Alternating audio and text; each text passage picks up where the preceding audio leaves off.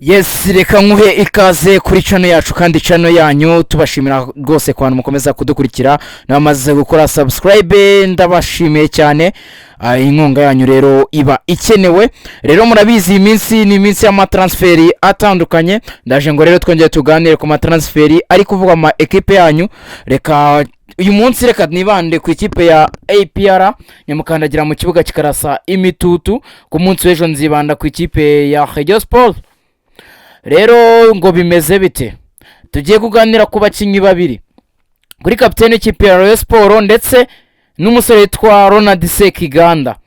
Uyu rero uyu musore kapiteni wa Rayon Sport hari amakuru yavugaga ko ashobora kuzajya hanze, ubwo gusohoka hanze yo mu Rwanda, hanze y'u Rwanda cyane cyane mu ikipe ya Elmerek. Rero uyu kapiteni w'ikipe ya Rayon Sport hari amakuru naje kumenya, naje no kuganira rwose n'umufasha we, kuko murabizi kapiteni Muhire Keve ari mu mwerero n'ikipe y'igihugu. Muhire Keve hari amagambo rwose yagaragaye kenshi avuga ko atakinira ikipe ya APR, ngo yaba ameze nk'ugiye muri gereza. Ibyo yabivuze akiri umukinnyi usanzwe ataraba umukinnyi w'igitangaza. Rero kapiteni Muhire Keve ikipe ya APR akomeje kugenda imwifuza, uko n'umwaka ushize ubwo yasinyishwaga n'iyi ekipe ya Rayon Sport andi masezerano, ikipe ya APR yaramwifuzaga cyane yumva ko yayibera umukinnyi mwiza, ariko biza kurangira atayikiniye. Rero birangiye atayikiniye, ubwo ngubwo abantu rwose bamuri hafi bakavuga ko mateka atifuza gukinira ikipe ya APR FC. Ariko rero muri iyi shampiyona murabizi ikipe ya APR yatwaye Rayon Sport igikombe. Ibyo si inkuru, igikombe cyaranaserebuwe, ubwo bamara kugitwara mwumvishe kugrabura abasaza ameze nk'useze ababwira ibintu bagomba gukosora nimba bashaka ko ikipe yabo iba ikipe ikomeye. Rero uyu Muhire Keve yamaze kumvikana na ekipe yo mu gihugu cya Sudani ya Elmerek. Gusa mu gihe bidakunze bye muri Elmerek, uyu musore rwose agomba guhita yerekeza hariya Isorongi. Rwose ngo yamaze kuvugana n'abayobozi b'ikipe ya APR bamubwira ko ari karibu, nimba rwose yiteguye yumva yaza gukina, amafaranga arari hariya ntacyo azahabura, hari ibikombe, kuko ikipe ya APR ngo irifuza buri umwe mwiza, none irifuza aba playmaker beza, kuba yabifite Richmond Ramte, ikafite Mahamadou Laminiba, ikafite kapiteni wa Rayon Sport Muhire Keve rekeza ko njye n'uwibihe byose, ikaba ifite umusore nka Ramazani. Nanone bagatekereza ko Ramazani ashobora kugarurwa kuri nomero 8 cyangwa se akaba yajyanwa kuri wing, kuko buri wing yose yayikina Ramazani we n'umusore mu Privara. Rero uyu musore mu ikipe ya Rayon Sport yire iminsi ya nyuma ntabwo byagenze neza, gurashwana n'abayobozi bya buri munsi. Muri Bukari gihe yavuze ngo n'ubwa mbere abonye komite ikennye, ubwo abayobozi ba ikipe ya Rayon Sport bajyaga rwose gusangira n'abakinnyi bavuye icyo genda tekereza bari bavuye mu nama hari ya Zinia. Rero uyu musore Muhire Keve rwose ngo ibyo kuba yaratangaje ko atakira mu ikipe ya APR yaba ameze nk'ugiye muri gereza, we avuga ko biriya yabikoreshejwe n'ubwana, kuko yari umusore kiri muto, ndatekereza nimba ni Isonga ni Viziyo yari gukinamo hagati imwe muri izo ngizo, yari umukinnyi ukiri muto. Ubu Muhire Keve ni umugabo w'imyaka 27 urimo urasaga 28, arimo abakinnyi batandukanye bo muri generation imwe nk'aba baruboneka ba Claude niyo mugabo, ni ikigero cye. Gusa ukabona ko n'umwe mu bakinnyi beza twari dufite mu playmaker mwiza kurenza abandi muri shampiyona y'u Rwanda, umusore ushobora gutanga muri phase ya assist 10 na zingahe. Ikindi kintu rero cyatumye Muhire Keve rero yumva ko yakinira APR, yavuze ko ikipe nka Rayon Sport itigeze imwubaha, kuko muribuka nawe n'umwe mu bakinnyi bigeze kugerekwaho gutamira bya bindi ya gahunda ya Rayon Sport ngo turabyegeka kuri inde, nawe arimo bashatse uwo babyegekaho nawe babimwegekaho.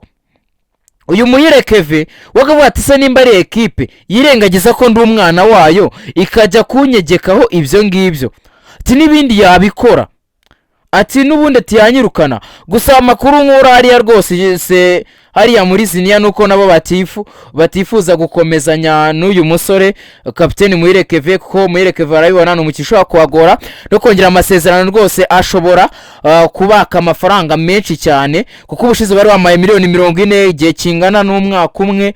ubwo urumva ni ibintu n'amafaranga Rayon Sport idafite. Rayon Sport ukabona ko yo mirashaka abakinnyi ba hano mu Rwanda ariko nabo batazayihenda basoje amasezerano. Muyirekeve rero yarabagoye kujyanye no kongera amasezerano kuko yari yarabateguje ko yifite indi gahunda bose yo kujya mu kipe ya El Merreikh, barabyemera uko ntago bari bwamuhakanye. Ubwo kuri iyi nshuro rero bikaba byamaze rwose guba bihindura isura mu ikipe ya Rayon Sport. Bagusaba abayobozi batangiye gushwana nyuma yuko uyu musore babwiye ko agomba gusohoka muri iyi ekipe. Rero Muyirekeve mugomba kumubona Ishyorongi, nababwiraga ko afite dire yo hanze ariko amakuru mfite ngo rwose abantu b'Ishyorongi ntago babikozwa kumva ngo ikipe ya El Merreikh yabatwara umukinnyi bifuza, murashaka kumuzana kaza rwose gufatanya n'aba basore. Ubwo tekereza Mediane yabirimo Ruboneka na Keve. Ubwo ndaje ubwo impamvu muze Ruboneka na Keve mundi murabizi Mediane bagizwe n'abantu batatu, ariko kwera hari undi mediateur ngiye kubabwira none nabasezeranyije ikipe ya PL iri gushaka none ndaje nababwira tekereza iyo Mediane none Sheji Buri Watara ari gukina uruhande rumwe, urundi ruhande ruriho Equas Celeste. Ikipe yazanigumo uriya musore Ewusu Osei Evans nawe ari gukina nk'umwataka, ikipe yagitsinda ibitego agahishyi. None gatandatu mbaza ngo harakina honde, ariko ko nabona ubundi imitima y'umukara n'umweru muri comment. Kuri gatandatu hari umusore witwa Ronald Sekiganda. Ronald Sekiganda sezishize niwe wabaye MVP ara mu gihugu cy'Ubugande. Uyu Sekiganda mwaka wa 2021 yakinaga amarushanwa araho ameze nk'imirenge Kagame Cup niho yazamuke. Gusa ubu ngubu ni umuregira starter umukinnyi ubanzamo mu ikipe y'igihugu ya Uganda Cranes. Rero ikipe ya PFC ikabona ko yaba umusimbura mwiza wa Engineer Tadeo Ruwanga bagomba gutandukana. Amakuru ufite nuko wabarangiye uyu mukinnyi ni umusore bakinanaga uyu Denis Omedinho yabagiye ko ari umukinnyi mwiza wabafasha mu rugendo rwo kujya gera kuri mu mikino nyafurika. Ikipe ya PL ni ikipe yabikomeye cyane ifite noneho no mwizamu naho ndaje ndababwira mwiza hose ndabafite. Ikipe ya PLFC impamvu itari gutangaza amadiro yose nagiye mbabwira yararangiye. Impamvu itari gutangaza aba bakinnyi tegereje kwanza gutangaza umutoza. Umunsi zatangaza umutoza muzabona abakinnyi benshi itangaza. Iyi ekipe itegereje ko abasore bayo bari mu mwirero wa ikipe y'igihugu bavamo kugira ngo bahite berekana umutoza natangire akazi. Ni ikipe igomba gukora pre-season hanze. Yego gusa twari tukiri kuri umusore Ronald Sekiganda ni umukinnyi mwiza mu defense midfield mwiza, gusa ashobora gukina nka nomero 8 byabaye ngombwa yanakina nomero 10.